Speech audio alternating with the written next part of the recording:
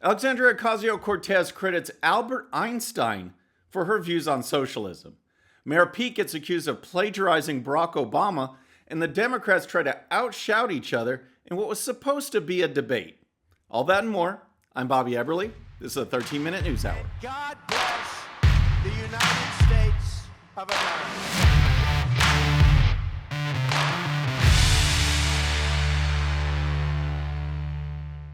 All right, friends, welcome to the show. Happy Wednesday. I hope you're having a great week. We're going to start today's show with Alexandria Ocasio-Cortez because yesterday she gave an interview. She was on this radio program, The Breakfast Club, for an hour talking about, you name it, Nancy Pelosi, voting, socialism, on and on and on. And it was eye-opening. It was amazing to see and hear what she was saying and think that this is an elected leader in our country. It is just absolutely stunning. So in one clip, I want to show you, she talks about how voters need to suspend disbelief in order to vote for him. So basically she's saying that the Democrats are bad. We know they're not getting anything done. We know they have no message, no agenda except impeachment, which we saw where that did.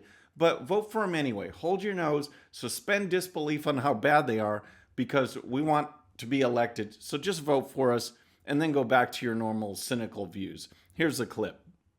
Ultimately, if we're not at least suspending our disbelief for 1 day or 2 days on election day, we can go back to the cynicism. We're just asking for 2 days out of the year to just cast a vote because the system that we have now is with the electorate that we have now. And when we expand that electorate, really unpredictable, positive things can happen. She's acknowledging that the Democrats haven't done anything. She knows they haven't done anything, but she says, take those feelings, suspend those for a while, and vote for us anyway. And that's such a summary of the left and the left-wing agenda because they know it doesn't work. It's all about control. It's all about tearing down the structures in America, like faith, family, and the American culture that unite us, so that the only thing left is government. They want the control, so they want you to vote for them regardless of if their policies are bad, regardless of if it doesn't work. Just vote for us. And she flat out says it. So later in the interview, she was asked about the misconceptions about democratic socialism, which is how her and Bernie Sanders phrase things. And here's what she said. I think there's a lot of misconceptions. One is that there's a huge generational divide. Older people tend to think of democratic socialism through the lens of the Cold War, right? Like they think of communism and they think of all of these things. Younger people, I think, our views on democratic socialism have been really shaped in our political upbringing. Okay, so older people think of democrat socialism as the Cold War and communism, and younger people are shaped more from examples of today.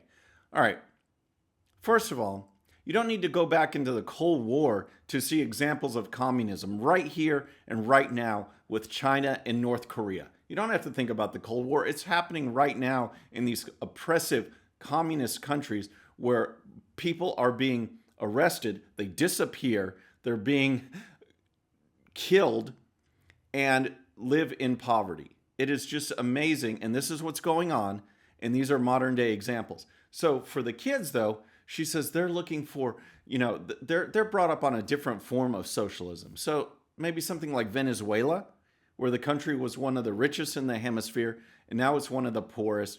People are losing weight by the tens of pounds because they can't eat. The guns have been taken, and it's an oppressive regime, which is how every socialist nation ends up. And this is what she says. So then she was asked to describe, democratic socialism. And she says that it's not really based on Karl Marx and economic philosophies like him. She's learned it from other examples. And here's what she says. For me, while some people say, oh, this comes from like Karl Marx and all of these things, my political ideology has really come from people in the American tradition like Howard Thurman, Martin Luther King, even Albert Einstein was a democratic socialist. So, according to her, it's not based on Karl Marx. It's based on Howard Thurman and Martin Luther King and Albert Einstein. So, in other words, she's learning her economic theory from a social justice theologian, a civil rights activist, and a physicist. That's where her policies on economic theory come from. It's just amazing. It's just so weird. And it's true that Albert Einstein, in 1949, he wrote a paper. He was a socialist. He wrote a paper on the virtues of socialism and the ills of capitalism. And he comes to the same conclusion that these lefties come up with that doesn't work. He basically says, if you take all these means of production, put it under government control, they will wisely distribute it. They will use it wisely, and people will all have jobs, and they'll all work together. And it doesn't work. It's never worked. And what's so funny is, in part of his paper, he talks about the ills of capitalism. And it goes back to this weird notion that the left have, that they blame capitalism. One of the shortcomings of capitalism is human nature, that people are greedy and they're out for themselves, and that's why capitalism is so bad. Yet they think that when they impose this government control, this state ownership of production, that human nature will suddenly change, that people will just get along. No, there will always be people who excel and others who will fall behind. People who will achieve and others that will just get by. That's how it is. But what they don't talk about is that those same people that are excelling are also the people that are giving back. In this country, especially before the 1920s, those people that built companies and made fortunes, they're also the ones that gave to religious charities. They're also the ones that gave to organizations that helped the poor. We weren't worried about and relying on the government to put out handouts that only make people more dependent on government. If you give someone something for nothing, they will do nothing. It's the achievement motivation that brings out the best in humanity, both from achieving goals, making money, building businesses, and giving back to those on their own who don't need it without government interference. It's just, again, whether it's Einstein, whether it's Thurman, whether it's Martin Luther King, her examples for economic theory, none of it has worked. It never will work. And yet they keep preaching it. It's just mind-blowing. So next, I want to talk about Mayor Pete Buttigieg, because as you know on previous shows, this guy just drives me. He's one of the ones I just can't stand because of the way he deceives on everything. His far left agenda, religious comments, you name it. He tries to deceive the American people, and a lot of them go for it because he's just so, nice and it seems reasonable, and yet his policies are as far left as they come. And now he's taking heat because not only are his policies deceiving, they're not even derived on his own ideas or own presentation. He's been accused of plagiarizing Barack Obama, and there's a video out there that just came out the other day, and it's amazing. I'm going to show that to you, but first, here's the report from Fox News. Former South Bend, Indiana Mayor Pete Buttigieg is facing more accusations of plagiarism after a montage emerged comparing his campaign rhetoric to President Obama's. Political outlet The Recount shared a video on Monday showing several short clips of Buttigieg and Obama with similarly worded sayings during various stump speeches. Just a thought, and "this country was built" were the more generic phrases that were lined up between the two Democrats, but things got very similar when church basements are invoked. Even more aligned were when Pete Buttigieg and Obama each spoke of the country shining as a beacon to the world. So that's Fox News' report, but here's the actual clip. This is from The Recount. Check this out. The way we do every other election, by giving it to the person who got the most votes. Just a thought. Brings us Because together. this Now, country was built. And it is a water movement coolers, reaching into and church basements and barber and in our shops, into schools, universities and with our union kids. halls. And if the voice we can can light change up the a world, neighborhood, then we it can can light up change a the city. city. Shines as a beacon to the around the world. world once more. And this is our chance to answer that call. Wow. It's just absolutely amazing. Nothing he says is true. He tries to deceive, and you look, and he's not even his own person. He's not even acting the way Pete Buttigieg, whatever that is, would act.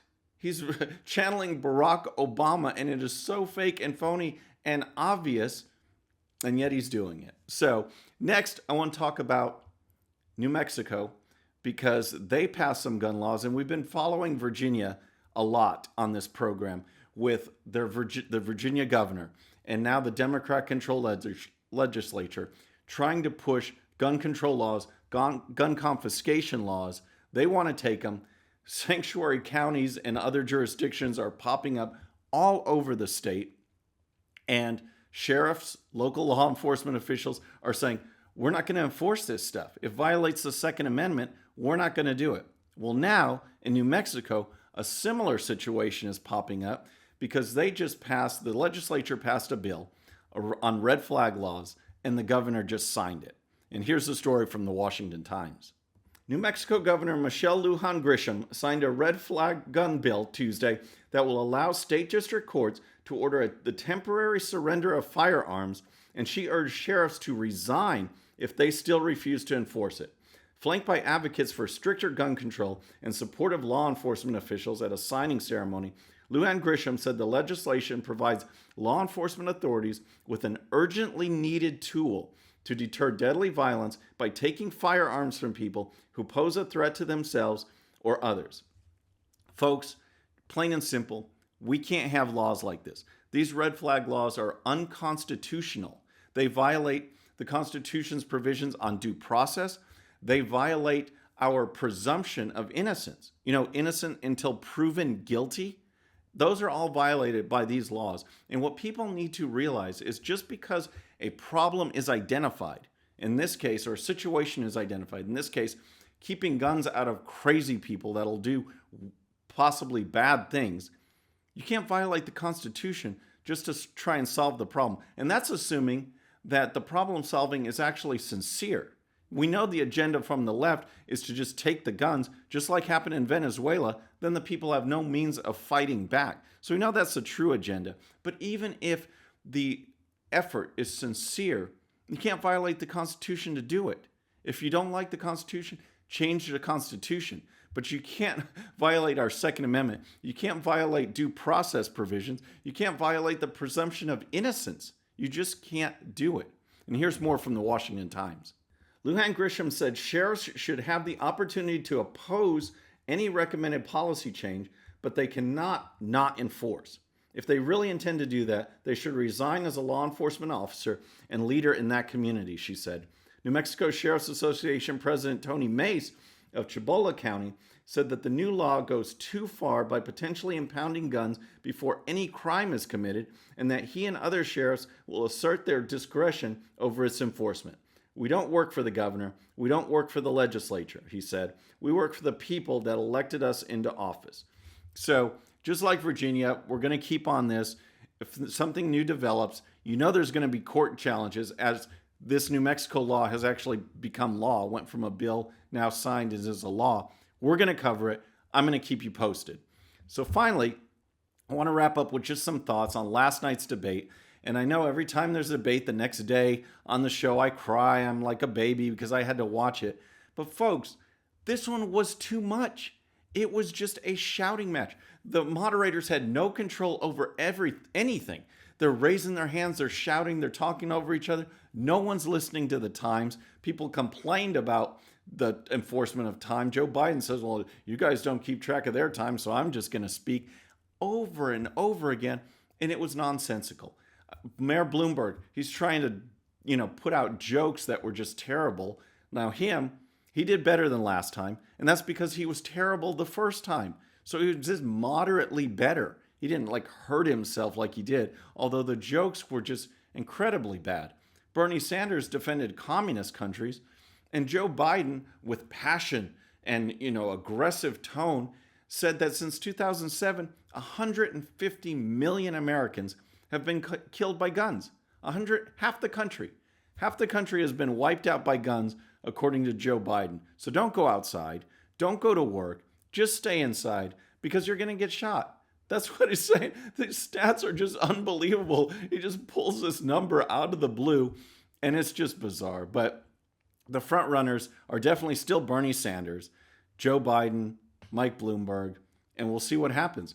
This Saturday, we have South Carolina, and then Tuesday, I listed them on the last show, scores of states, including California and Texas and Alabama and more, on and on. We're going to learn a lot in just a week. We're going to cover the results. But that was a debate last night. It was terrible to watch. If you missed it, good for you. You'll probably live longer than I will. But that's our show. That was the debate. And I hope you enjoyed, not the debate, but today's show. And we'll see you on Friday. Please subscribe. And when you do, please hit that bell so you'll be notified. I'll see you next time. I'm Bobby Everly. This is a 13-minute news hour.